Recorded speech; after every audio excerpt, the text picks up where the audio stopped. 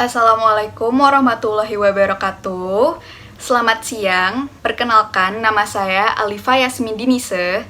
Saya di sini akan mewakilkan untuk memperkenalkan anggota kelompok lainnya dari kelompok 2 mata kuliah Pendidikan Kewarganegaraan kelas MK8B yang terdiri dari saya sendiri, lalu Amanda Aisyah Moniquinha, lalu Fatimah Azahra, lalu Muhammad Kevin Ali, lalu Resvita Dewi, selanjutnya Tasya Libia Roza, dan yang terakhir Yolanda Putri. Di sini saya akan menjawab pertanyaan dari teman-teman yang telah dituliskan di kolom komentar Google Classroom. Di sini saya akan menjawab pertanyaan dari dua teman kita, yakni dari Endah Duyanti dan juga Vera Fitria. Yang pertama, Endah Duyanti menanyakan, Assalamualaikum, saya Endah Duyanti dari kelompok 3 ingin bertanya. Kasus Sipadan dan Ligitan yang kini telah menjadi milik Malaysia menjadi bukti lemahnya bangsa Indonesia memahami konsep wawasan Nusantara. Menurut pendapat kalian, bagaimana seharusnya pemerintah melakukan peranan wawasan Nusantara sebagai landasan visional dalam kehidupan berbangsa dan bernegara? Terima kasih sebelumnya. Baik, terima kasih Endah. Di sini saya akan menjawab. Jadi, menurut kelompok kami, terdapat beberapa upaya yang dapat dilakukan oleh pemerintah atau harus dilakukan oleh pemerintah guna menerapkan wawasan Nusantara dalam kehidupan berbangsa dan juga bernegara. Yakni, bila dilihat dari aspek politik, pemerintah ini seharusnya selalu berupaya untuk menjaga bahwa setiap elemen masyarakat melaksanakan kegiatan sesuai dengan hukum yang berlaku di Indonesia. Lalu yang kedua, pemerintah seharusnya selalu menjaga keutuhan, persatuan, dan kesatuan bangsa Indonesia. Lalu yang ketiga, pemerintah seharusnya selalu menjaga hak asasi manusia. Salah satunya adalah dengan menggaungkan toleransi antar suku, ras, budaya, dan juga agama. Lalu bila dilihat dari aspek ekonomi, maka pemerintah seharusnya selalu melakukan pembangunan ekonomi yang adil dan merata di seluruh Indonesia. Salah satunya adalah dengan adanya otonomi daerah. Lalu yang kedua, pemerintah itu seharusnya melakukan pembangunan ekonomi dengan cara selalu melibatkan partisipasi rakyatnya. Salah satu contohnya adalah dengan memberikan fasilitas kredit mikro untuk pembangunan usaha kecil rakyat yang ingin berusaha. Lalu bila dilihat dari aspek sosialnya, maka pemerintah seharusnya selalu berupaya untuk mengembangkan budaya Indonesia. Salah satunya adalah dengan mengembrace dari kekayaan alam yang ada di Indonesia. Salah satu caranya adalah dengan menggaungkan pariwisata Indonesia yang nantinya juga bisa berdampak untuk menambah pendapatan nasional maupun pendapatan daerah. Cukup jawaban dari saya, semoga dapat menjawab pertanyaan dari Endah. Lalu selanjutnya pertanyaan dari Vera Fitria. Vera Fitria menanyakan, Assalamualaikum, saya Vera Fitria dari kelompok 3 ingin bertanya, bagaimana implementasi wawasan Nusantara dengan negara-negara di dunia? Apa manfaatnya untuk antar negara? Dan seberapa pentingnya menjaga hubungan wawasan Nusantara antar negara tersebut? Terima kasih sebelumnya. Baik, terima kasih Vera Fitria telah bertanya. Di sini saya akan menjawab. Jadi, wawasan nasional yang diterapkan di seluruh negara di dunia ini berbeda-beda. Dan wawasan Nusantara itu adalah konsep wawasan nasional yang hanya diimplementasikan di Indonesia saja. Tetapi dengan kita menerapkan wawasan Nusantara, maka akan terdapat dampak positif yang bisa dirasakan untuk kepentingan antar negara. Jadi, bila kita menerapkan wawasan Nusantara, maka kita dapat menegakkan kekuasaan guna melindungi kepentingan nasional. Nah, kepentingan nasional ini merupakan dasar untuk menjalin hubungan antar negara. Bila kepentingan nasional yang dijaga ini dari seluruh aspek, yakni dari aspek politik, aspek ekonomi, maupun aspek sosial budaya ini telah terjaga, dan bisa selaras atau sejalan dengan negara lainnya, maka bisa tercipta suatu hubungan persahabatan.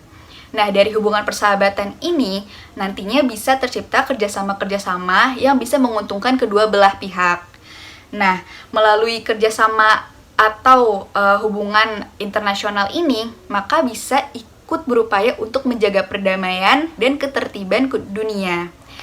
Contoh-contoh dari ketertiban dunia itu adalah dengan yang pertama kita selalu melakukan kegiatan sesuai dengan hukum yang berlaku. Lalu yang kedua, kita bisa ikut menjaga ketertiban dunia dengan cara selalu belajar dengan giat.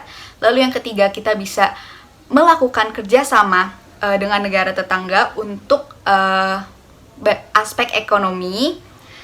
Dan kita juga bisa melakukan ketertiban dunia dengan cara memberi kritik dan saran melalui media massa beserta dengan manifestasinya. Baik, cukup penjelasan jawaban dari saya. Semoga dapat menjawab pertanyaan dari Vera Fitria. Selanjutnya, pertanyaan akan dijawab oleh teman saya yakni Tasya. Assalamualaikum warahmatullahi wabarakatuh. Saya Tasya Livia Roza. Saya akan menjawab pertanyaan dari yaitu bagaimana cara pengamanan sumber daya alam yang ada di Indonesia, terutama sumber daya lautnya.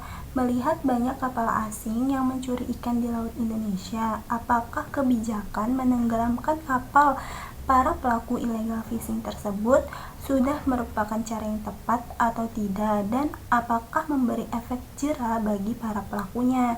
Selanjutnya, adakah kebijakan lain yang membuat keamanan Indonesia itu tetap terjaga? Pertama, saya akan menjawab pertanyaan yang apakah kebijakan yang dilakukan oleh Kementerian Kelautan dan Perikanan dalam untuk menenggelamkan kapal-kapal para pelaku illegal fishing tersebut tepat atau tidak. Sebelumnya saya akan memberikan informasi sebentar bahwa menenggelamkan kapal-kapal para pelaku illegal fishing tersebut merupakan kebijakan yang dibuat oleh Menteri Susi Pujastuti, di mana masa jabatannya telah berakhir di tahun 2019 lalu, di mana ia membentuk sebuah tim dengan nama Satgas 115 yang dibawahi peraturan Presiden nomor 115 tahun 2015 tentang Satuan Tugas Pemberantas Penangkapan Ikan secara Ilegal. Tugasnya itu untuk menangkapkan kapal yang melakukan illegal fishing yang kemudian ditenggelamkan kapal-kapalnya. Nah, kebijakan menenggelamkan kapal ini juga didukung oleh pasal 76A Undang-Undang Nomor 45 Tahun 2009 atas perubahan Undang-Undang Nomor 31 Tahun 2014 tentang perikanan, yang intinya bahwa benda-benda yang dihasilkan dari tindak pidana perikanan atau dari hasil rampasan boleh dimusnahkan. Kemudian berita yang bersumber dari bisnis.com pada tanggal 13 Mei tahun 2019 lalu, menurut Menteri Susi Pujastuti, menenggelamkan kapal secara ilegal memberikan keuntungan dari segi bisnis dan sumber daya. Terlihat adanya peningkatan nilai ekspor dan angka nilai tukar nelayan selama 4 tahun terakhir, serta pertumbuhan biomasa laut sebesar 300%. Kemudian, semua terobosan yang dilakukan di era Menteri Susi Pujastuti ini telah berhasil meningkatkan jumlah stok ikan per tahun dari 6,31 juta ton di tahun 2013 meningkat menjadi 12,54 juta ton pada tahun 2016. Maka ketika hal itu terjadi dapat memberikan keuntungan bagi Indonesia dan khususnya para nelayan. Kebijakan menenggelamkan kapal merupakan cara yang tepat untuk dilakukan dalam memberantas illegal fishing. Selanjutnya, pertanyaannya itu apakah menenggelamkan kapal-kapal tersebut memiliki efek jera bagi para pelakunya? Menurut Koordinator Nasional Destructive Fishing Watch atau DFA Indonesia, yaitu Moh Abdi Sofyan, berpendapat bahwa yang dilakukan Kementerian Kelautan dan Perikanan selama 4 tahun terakhir patut diapresiasi upaya penenggelaman kapal yang sudah berhasil memberikan efek jera kepada para pemilik kapal asing yang melakukan illegal fishing. Namun, menurut Direktur Eksekutif Center of Maritime Study for Humanity, yaitu Abdul Halim, berpendapat kebijakan menenggelamkan kapal belum memberikan efek jera karena para pelaku illegal fishing tersebut masih tetap mencuri ikan di Laut Nusantara. Nah, pendapat saya dari kedua orang ini memiliki tolak ukur yang berbeda, yaitu jika Muhammad Abdi Sofyan ini tolak ukurnya selama 4 tahun, apakah illegal fishing ini tuh berkurang atau enggak. Maka ketika dia melihat telah terjadi pengurangan, dia mengapresiasi KKP atau Kementerian Kelautan dan Perikanan dan berpendapat bahwa para pelaku illegal fishing ini sudah jera. Selanjutnya saya akan menjawab pertanyaan, adakah kebijakan lain yang membuat keamanan Indonesia itu terjaga? Jawabannya ada, yaitu kebijakan yang dilakukan oleh Kementerian Kelautan dan Perikanan yang saat ini, yaitu Menteri Edi Prabowo. Ia memiliki kebijakan tersendiri dalam menangani illegal fishing, di mana Satgas 115 ini telah berakhir masa tugasnya pada tanggal 31 Desember 2019 lalu, dan oleh Menteri Edi Prabowo ini dirubah namanya menjadi PSDKP, itu Jenderal Pengawasan Sumber Daya Kelautan dan Perikanan. Berbeda dengan Susi Pujastuti yang menenggelamkan kapal, Edi lebih memilih menghibahkan kapal para pelaku illegal fishing tersebut kepada nelayan dan koperasi nelayan, dan juga bisa dimanfaatkan untuk kepentingan pendidikan karena Indonesia memiliki banyak kampus yang memiliki jurusan perikanan. Namun kebijakan menenggelamkan kapal juga tidak sepenuhnya ditinggalkan oleh Edi Prabowo. Ia akan tetap melakukan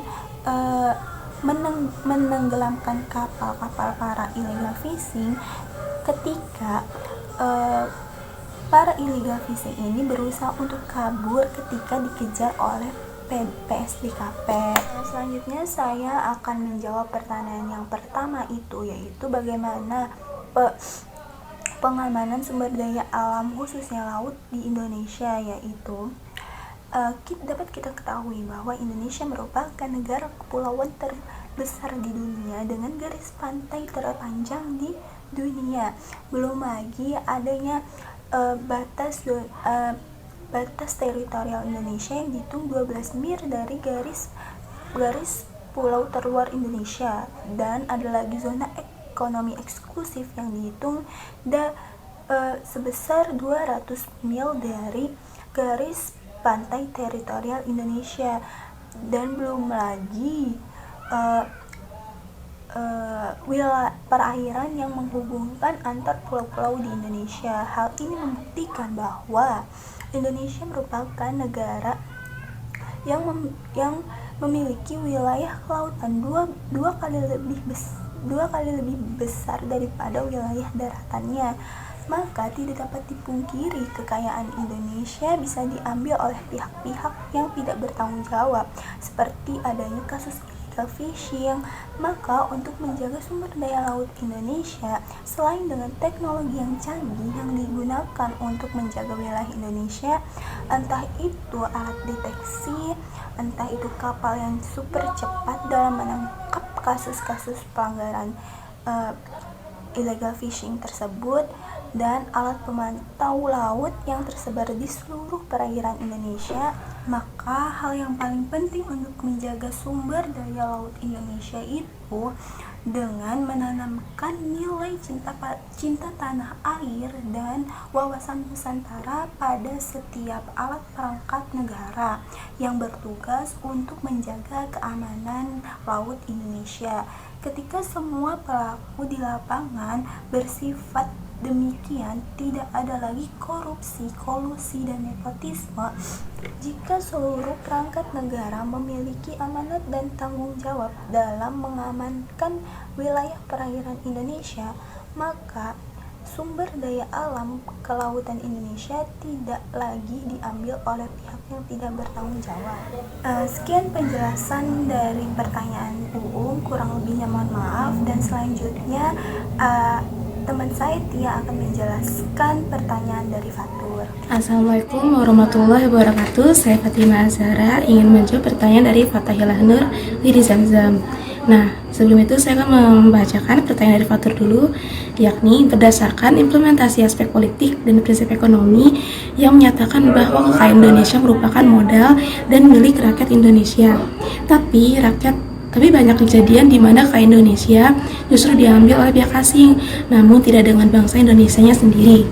Nah, lantas dari pandangan kelompok kami, yaitu kelompok 2, bagaimana agar aspek ekonomi dan politik Indonesia bisa berjalan sesuai dengan yang diharapkan wawasan Nusantara? Ya, memang benar pihak asing mengambil keuntungan yang besar dalam kesempatannya. Nah, tetapi hal tersebut dilakukan demi kesejahteraan rakyat, di mana tujuan tersebut dapat diizinkan sesuai dengan implementasi aspek politik dan ekonomi, yakni kekayaan Indonesia merupakan modal dan milik rakyat Indonesia. Akan tetapi, pemerintah belum maksimal dalam mengatasi problematika seperti PT Freeport terhadap kesejahteraan rakyat tersebut. Adapun tindakan yang dapat diperbaiki oleh pemerintah demi dapat menjalankan aspek politik dan ekonomi sesuai wawasan Nusantara. Dalam kenyataan bahwa masyarakat Papua masih saja mengalami kesulitan dalam ekonominya, menimbulkan kasus kelaparan yang menyebabkan kematian lebih dari 100 orang di wilayah Yahukimo. Nah, dari masalah tersebut, seharusnya pemerintah perlu lebih jelas lagi dalam memperhatikan kesenjangan sosial yang terjadi di antara pihak asing, pekerja asing, dan penduduk pribumi. Nah, pemerintah harus lebih bisa untuk mengatasi masalah tersebut melalui peraturan-peraturan yang telah ditetapkan. Pada kasus kelaparan tersebut sangatlah bertentangan pada Undang-Undang Dasar 1945 Pasal 33 ayat 2 dan 3 pada ayat 2 yang menyebutkan cabang-cabang produksi yang penting bagi negara dan yang menguasai hajat hidup orang banyak dikuasai negara. Ayat 3 disebutkan bahwa bumi dan air dan kekayaan alam yang terkandung di dalamnya dikuasai oleh negara dan dipergunakan untuk sebesar-besarnya kemakmuran rakyat. Selain itu, pemerintah harus lebih mampu dalam mengelola sumber daya alam yang ada di wilayah proyek Freeport dan di Indonesia agar terciptanya kehidupan kesejahteraan untuk rakyat Indonesia. Selanjutnya, berkomitmen dan mengaplikasikan program penegakan hak asasi manusia dan perlindungan hak sosial dasar masyarakat Papua. Nah, pemerintah wajib meninggalkan paradigma politik yang menempatkan masyarakat Papua sebagai objek eksploitasi sumber daya alam. Sekian dari jawaban yang telah saya sampaikan. Mohon maaf bila ada kekurangan, semoga pertanyaan terjawab. Nah, pertanyaan selanjutnya akan dijawab oleh Rizvita. Terima kasih. Assalamualaikum warahmatullahi wabarakatuh. Perkenalkan, saya Rizvita Dewi. Di sini saya akan menjawab pertanyaan dari Hanafia dan juga Anissa Ayat. Yang pertama, pertanyaan dari Hanafia yaitu latar belakang konsepsi wawasan Nusantara. Dari segi geografi dan sosial budaya dikatakan bahwa keunikan dan keberagaman Indonesia dapat menimbulkan perpecahan, namun dapat diatasi dengan pemahaman wawasan Nusantara. Namun pada kenyataannya, perpecahan di Indonesia dengan berbagai macam konflik masih sering terjadi. Menurut kalian, apakah pemahaman wawasan Nusantara di Indonesia sudah diimplementasikan secara baik dan benar? Nah, jadi jawabannya adalah konsep mengenai wawasan Nusantara sebenarnya telah dibentuk dengan sangat baik, yaitu berlandaskan pada Pancasila, UUD 1945, dan juga Bhinneka Tunggal Ika. Dengan adanya wawasan Nusantara, seharusnya dapat mempererat rasa kesatuan dan juga persatuan yang ada di Indonesia dengan landasan Bhinneka Tunggal Ika. Namun, di zaman modern ini, pemahaman akan wawasan Nusantara mulai memudar dan sebagian besar dari masyarakat masih kurang paham atau ada sebagian masyarakat yang belum tahu mengenai wawasan Nusantara dan juga belum tahu akan kayanya tanah air kita ini. sehingga dalam pengimplementasiannya dapat dikatakan belum berjalan dengan baik dan benar. Nah, ada beberapa faktor yang menyebabkan memudarnya pemahaman wawasan Nusantara. Dibagi menjadi dua faktor, yaitu ada faktor internal dan juga faktor eksternal. Untuk faktor internal dikarenakan karena adanya egosentrisme, yaitu pemahaman yang dibangun dari semangat lokal tanpa memperhatikan kepentingan bersama demi kepentingan bangsa dan negara. Nah, pemahaman ini sering menjadi kebiasaan beberapa etnis, terutama bagi etnis yang menganggap sebagai etnis mayoritas. Terkadang hal ini menimbulkan hubungan antar etnis yang tidak berjalan harmonis, sehingga upaya dalam menciptakan wawasan kebangsaan kepada semua warga masyarakat Indonesia terganggu dengan sikap yang ditujukan oleh egosentrisme yang muncul pada etnis tertentu. Nah, yang kedua itu karena adanya sikap etnonasionalisme, yaitu sikap yang menonjolkan etnis tertentu sebagai superioritas dalam seluruh etnis yang ada di Indonesia. Sehingga dengan sikap ini, etnis yang berada di ibu kota negara menganggap semua status kekuasaan hanya dapat dikuasai oleh orang-orang yang ada di ibu kota negara. Artinya tidak memberikan kesempatan yang sama kepada orang-orang di luar etnis Jawa.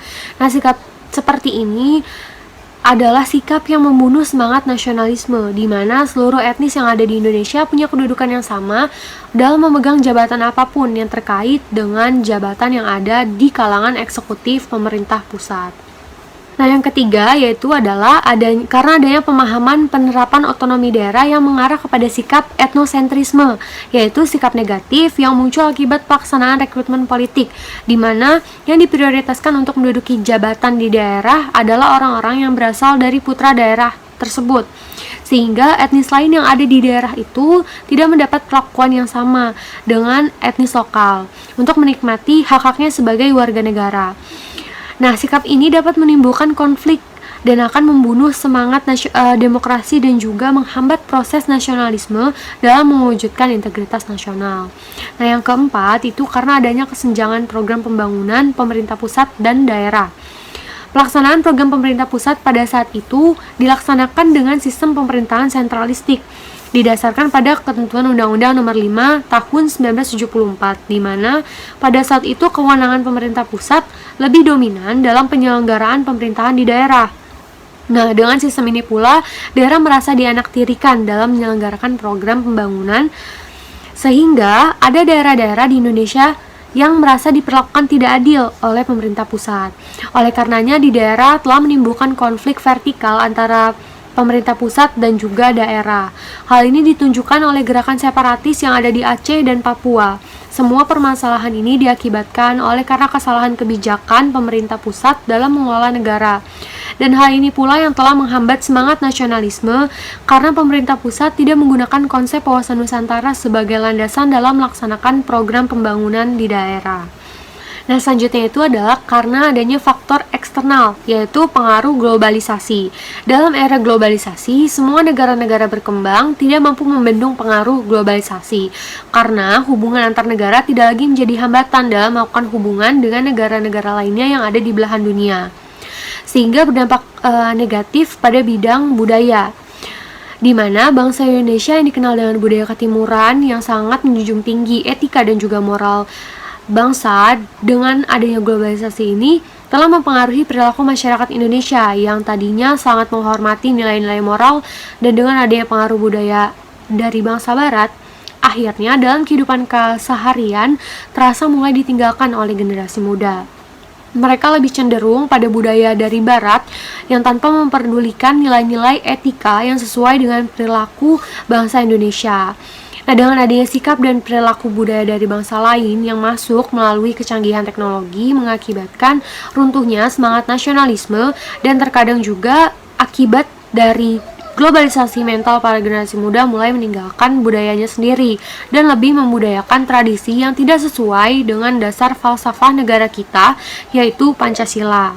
Nah, selanjutnya adalah pertanyaan dari Anissa Ayat Fatimah. Pertanyaannya adalah, pada aspek ekonomi dikatakan bahwa salah satu prinsip implementasi wawasan Nusantara dalam bidang ekonomi yaitu tingkat perkembangan ekonomi harus serasi dan seimbang di seluruh daerah tanpa meninggalkan ciri khas yang dimiliki oleh daerah masing-masing dalam pengembangan kehidupan ekonominya.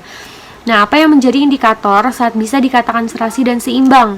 Apakah dalam kenyataan saat ini prinsip implementasi itu sudah berjalan sesuai dengan pernyataan tersebut?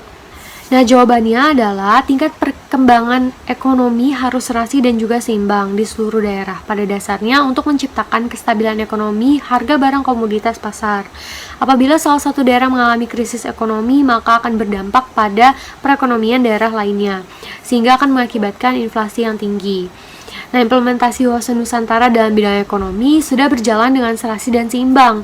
Hal ini dapat dilihat dengan dikeluarkannya Undang-Undang Nomor 25 Tahun 1999 tentang perimbangan keuangan antara pusat dan daerah.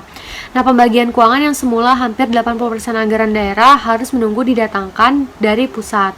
Padahal 90% hasil-hasil daerah diserahkan pada pemerintahan pusat. Nah, pada undang-undang yang baru tersebut dirubah menjadi yang pertama hasil kehutanan, pertambangan umum dan juga perikanan, 20% untuk pemerintah pusat dan 80% untuk daerah. Yang kedua, hasil bea perolehan hak atas tanah dan bangunan, 80% untuk daerah dan 20% untuk pusat. Yang ketiga, hasil pajak bumi dan bangunan 10% untuk pemerintah pusat dan 90% untuk daerah. Yang keempat, hasil gas alam 70% untuk pemerintah pusat dan 30% untuk daerah. Sedangkan untuk minyak bumi 85% untuk pemerintah pusat dan 15% untuk daerah. Nah, bahkan porsi daerah ditambahkan lagi dengan adanya dana alokasi umum yang dialokasikan untuk daerah-daerah dengan perimbangan tertentu yang jumlah totalnya adalah 25% dari penerimaan dalam negeri APBN sebagai perimbangan. Nah, dengan dilaksanakannya pemerataan dana di setiap daerah, maka kemajuan masyarakat akan semakin pesat dan merata di semua daerah. Dan tujuan negara untuk mensejahterakan seluruh rakyat Indonesia lebih mudah tercapai. Nah, sekian jawaban atas pertanyaan dari Hanafia dan juga Nisayat. Kurangnya mohon maaf. Wassalamualaikum warahmatullahi wabarakatuh. Assalamualaikum warahmatullahi wabarakatuh. Perkenalkan, nama saya Yolanda Putri. Di sini saya akan menjawab pertanyaan dari Naomi Cynthia, yaitu yang menanyakan mengapa wawasan Nusantara selalu dikaitkan dengan Pancasila. Wawasan Nusantara selalu dikaitkan dengan Pancasila sebab wawasan Nusantara merupakan cara pandang bangsa Indonesia terhadap kesatuan kepulauan. Dan cara pandang tersebut berlandaskan Pancasila sebagaimana pedoman berperilaku dan bertindak serta ideologi bangsa. Selain itu, makna hakikat wawasan Nusantara adalah makna dari sila ketiga dalam Pancasila, yaitu kita hidup mengutamakan persatuan dan kesatuan bangsa, serta menghargai segala perbedaan dan keberagaman. Oleh karena itu, wawasan Nusantara selalu dikaitkan dengan Pancasila. Selanjutnya, saya akan menjawab pertanyaan dari Indah dengan pertanyaan, wawasan Nusantara sendiri dipilih sebagai geopolitik Indonesia. Nah, geopolitik Indonesia sendiri telah diterapkan di negara Indonesia, dan apa bukti nyata dari penerapan paham tersebut? Nah, jadi cara pandang suatu bangsa memandang tanah air beserta lingkungannya menghasilkan wawasan nasional. Nah, wawasan nasional sendiri sudah menyeluruh di negara Indonesia. Contohnya, pada kejadian Pulau Natuna yang diklaim oleh negara China, rata-rata rakyat Indonesia memiliki perasaan geram atau marah apabila negara bagian dari negara Indonesia itu diklaim atau diambil oleh bangsa lain. Nah, bukti dari penerapan kedudukan wawasan Nusantara adalah digunakan sebagai visi bangsa yang bersangkutan dalam menuju masa depan. Visi bangsa Indonesia sesuai dengan konsep wawasan Nusantara adalah menjadi bangsa yang satu dengan wilayah yang satu dan utuh pula. Terima kasih. Sekian jawaban dari saya. Terima kasih. Assalamualaikum warahmatullahi wabarakatuh. Saya Mandaisha Moniquinha. Saya akan melanjutkan untuk menjawab pertanyaan setelah Yolanda Putri tadi. Saya akan menjawab pertanyaan dari Nadia Ulfa dan juga Audra Akila. Yang pertama, saya akan menjawab pertanyaan dari Nadia Ulfa. Pertanyaannya, dalam kehidupan politik, wawasan Nusantara diharapkan dapat menciptakan iklim penyelenggaraan yang sehat dan juga dinamis. Tapi pada kenyataannya Indonesia belum dikatakan seperti itu, dikarenakan masih banyak pejabat-pejabat yang korupsi. Bagaimana pendapat kelompok 2 mengenai hal tersebut? Dalam kehidupan politik, wawasan Nusantara memang diharapkan dapat menciptakan iklim penyelenggaraan yang sehat dan juga dinamis untuk mendasari cara berpikir, bertindak, dan juga bersikap dalam rangka menghadapi, menyikapi, dan menangani berbagai masalah dalam kehidupan bermasyarakat, berbangsa, dan juga bernegara yang berorientasi pada kepentingan rakyat dan juga wilayah tanah air secara utuh dan menyeluruh. Namun, pada kenyataannya, hal tersebut belum bisa diimplementasikan dengan baik dikarenakan masih banyak pejabat-pejabat yang melakukan korupsi.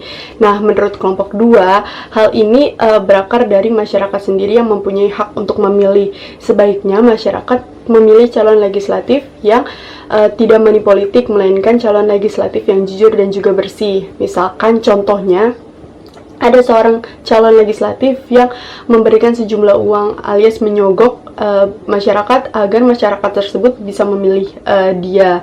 Nah, hal itu kan udah bisa terlihat dari masyarakat bahwa calon legislatif ini adalah calon yang memiliki bibit-bibit korupsi. Nah, sebaiknya itu tidak dipilih. Maka masyarakat sendiri harus cerdas untuk memilih calon-calon legislatif yang jujur dan juga bersih. Begitu pendapat kelompok 2. Selanjutnya saya akan menjawab pertanyaan dari Audra Kila Hanifah. Pertanyaannya, pada implementasi wawasan Nusantara dalam aspek ekonomi bertujuan untuk menyejahterakan masyarakat Indonesia dan memberikan kehidupan yang layak. Namun pada praktiknya saat ini banyak perusahaan yang melakukan PHK secara paksa terhadap karyawannya karena pandemi COVID-19 ini, dan ada kemungkinan untuk mengganti tenaga tersebut dengan tenaga asing dari Cina yang sudah siap untuk masuk ke Indonesia. Menurut kalian, apakah kebijakan masuknya tenaga kerja asing tersebut akan merusak tujuan dari implementasi wawasan Nusantara, dan bagaimana kelompok kalian menanggapi ini? Memang belum lama ini banyak sekali berita bermunculan mengenai kedatangan dari 500 tenaga kerja asing asal Tiongkok di Sulawesi Tenggara. Walaupun hal ini sudah disetujui oleh pemerintah pusat, namun pemerintah provinsi Sulawesi Tenggara dan juga DPRD Sulawesi Tenggara menolak secara keras. Nah, menurut pengamat kebijakan Daphne Holidin, menilai rencana kedatangan 500 tenaga kerja asing asal Tiongkok ini akan berisiko memperparah masa pandemi di Sulawesi Tenggara. Terlebih lagi, baik Pemprov maupun pemerintah pusat wajib melindungi kesehatan masyarakat sebagai bentuk jaminan atas pelaksanaan Undang-Undang Nomor 6 Tahun 2018 tentang kekarantinaan kesehatan. Nah, larangan warga negara asing masuk Indonesia saat corona juga dituangkan dalam Peraturan Menkumham Nomor 11 Tahun 2020 tentang pelarangan sementara orang asing masuk wilayah negara Republik Indonesia. Nah, karena terjadi penolakan keras terhadap kedatangan 500 tenaga kerja asing asal Tiongkok di Sulawesi Tenggara tersebut, maka pemerintah pusat dan juga perusahaan akhirnya menunda sementara waktu untuk mendatangkan tenaga kerja asing asal Tiongkok tersebut hingga kondisi yang memungkinkan. Menurut kami, mengenai kedatangan dari 500 tenaga kerja asal Tiongkok tersebut selama pandemi ini, jika tetap dilakukan, maka hal itu akan merusak implementasi wawasan Nusantara dengan tujuan untuk mensejahterakan masyarakat dan juga memberikan kehidupan yang layak. Dikarenakan di masa pandemi COVID-19 ini ada 375.000 buruh yang mengalami pemutusan hubungan kerja secara paksa alias PHK, dan juga ada 1,4 juta buruh yang dirumahkan. Nah, di saat banyaknya buruh yang sedang tidak sejahtera dan juga sulit untuk mendapatkan kehidupan yang layak dikarenakan PHK dan juga dirumahkan, maka sebaiknya kedatangan dari 500 tenaga kerja asal Tiongkok tersebut ditunda sampai keadaan kembali normal dan tidak ada pandemi COVID-19 ini. Nah, terlebih lagi, banyak sekali pekerja lokal yang dapat dipekerjakan setelah pandemi COVID-19 nanti. Jadi, menurut kami, perusahaan lebih baik memilih tenaga kerja lokal agar bisa mewujudkan wawasan Nusantara yang bertujuan untuk menciptakan masyarakat yang sejahtera dan juga memiliki kehidupan yang layak. Sekian jawaban dari kelompok 2 untuk pertanyaan Audra Akila Hanifah. Selanjutnya yang akan menjawab pertanyaan adalah Muhammad Kevin Ali. Terima kasih. Assalamualaikum warahmatullahi wabarakatuh. Perkenalkan, nama saya Muhammad Kevin Alizar. Saya akan menjawab pertanyaan dari Hening Indah. Dia bertanya bahwa apa saja yang dibutuhkan Indonesia untuk menerapkan pemikiran geopolitik dan wawasan Nusantara tersebut, serta berikan contoh implementasi dari wawasan Nusantara itu sendiri di Indonesia. Yang dibutuhkan itu adalah pedoman, motivasi, dorongan, dan rambu-rambu dalam memastikan semua kebijaksanaan, ketentuan, tindakan, serta perbuatan untuk penyelenggaraan negara di pusat serta daerah ataupun untuk semua rakyat Indonesia dalam kehidupan masyarakat berbangsa serta bernegara, yang bertujuan dan berfungsi untuk membentuk dan membina persatuan kesatuan bangsa dan negara Indonesia, yang merupakan ajaran dasar nasional yang melandasi kebijakan serta langkah pembangunan di Indonesia. Dan contoh implementasinya itu adalah ketika pemerintah melakukan pemerataan pendidikan di semua daerah dan program wajib belajar yang harus diprioritaskan bagi daerah-daerah yang tertinggal, misalnya kayak di pedalaman-pedalaman kayak gitu ya. Terus yang kedua juga bisa dengan pelestarian budaya, pengembangan museum dan cagar budaya. Itu salah satu contoh implementasi dari wawasan Nusantara. Saya akan menjawab pertanyaan dari Dewi Septiana yang bertanya, menurut kalian bagaimana cara untuk menangani ancaman cyber untuk mempertahankan kedaulatan negara? First of all, menurut saya pribadi itu tuh personal ya. Personal itu dalam artian gini, ketika kita daftar suatu aplikasi atau apa, itu kan biasanya ada yang namanya privacy policy. Itu tuh gimana pintar-pintarnya kita untuk ngebagi data seperlunya aja dan gak semuanya gitu loh. Karena kan ada, biasanya juga kalau misalnya kita daftar suatu aplikasi kan ada akses to foto, konteks, dan segala macamnya. Jadi itu gimana kita untuk mengkontrol apa aja sih yang bisa dibuka sama mereka gitu loh. Jadi gak semuanya main asal yes aja gitu kan. Karena banyak beberapa yang bisa, misalkan nih kalau kita pakai Zoom atau apa kan ada yang aksesnya nggak ke kontak gitu. Lagi pula udah ada juga Undang-Undang Nomor 11 Tahun 2008 tentang Informasi dan Transaksi Elektronik UU ITE, dan ada juga Undang-Undang Nomor 8 Tahun 1981 tentang Hukum Acara Pidana KUHAP yang menjelaskan tentang pengaturan tindak cyber formal di Indonesia, serta Undang-Undang Nomor 19 Tahun 2016 tentang perubahan atas Undang-Undang Nomor 11 Tahun 2008 dari UU ITE tersebut. Jadi nggak boleh mendistribusikan konten-konten pribadi kepada pihak ketiga. Ya, jadi itu cara penanggulangannya kalau menurut saya. Selebihnya mohon maaf. Assalamualaikum warahmatullahi wabarakatuh.